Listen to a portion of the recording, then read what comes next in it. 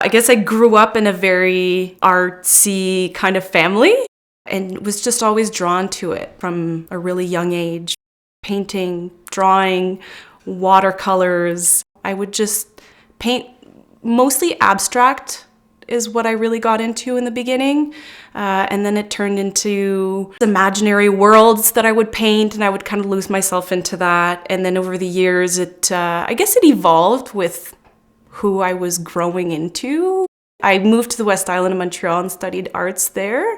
And that was 3 years of just doing all sorts of different mediums, painting, printmaking, pottery. I got to really explore sculpture, photography, and I loved it all.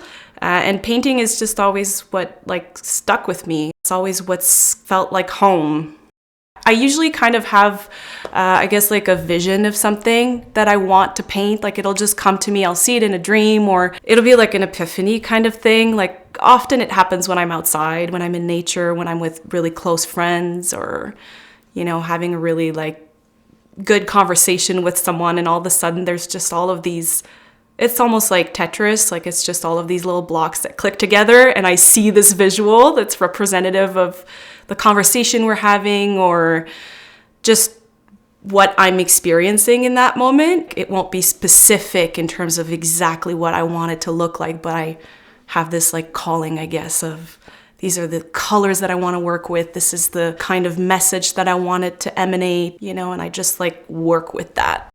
I really like working with pastel on top of acrylics because you can work with textures, and I find acrylics is great for that because it dries fast and you can work with several layers, and you can move through a landscape. I feel like when you're painting with acrylics a lot faster than with oils. And then with pastels, you can go on top. You can just have certain areas that will be more textured.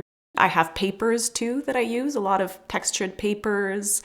Sometimes I'll use old pieces of fabric, and I'll put those in there as well. And I'm just building some kind of a landscape as I'm going with it.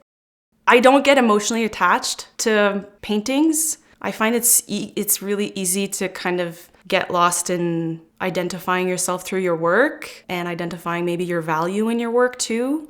Worrying what people are going to think about it. I set it free. When I'm done with it, it feels right if it's done.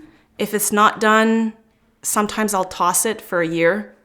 I won't look at it, and I'll get back to it eventually. It's more about, it feels good, I want to share it, it makes other people feel good. And if they want to hang it in their home, well then, for the better. When I get into my zone and I'm there and I'm not thinking about anything. Sometimes I drift away and I don't get into it for a while. It's like a love-hate relationship a little bit. It's a paradox, of and I like playing with that, I guess. It requires a lot of for me, when I'm painting, I go kind of deep down into what is going on and what do I want to portray. And sometimes it's dark. So, that's maybe not as fun, but I work through it.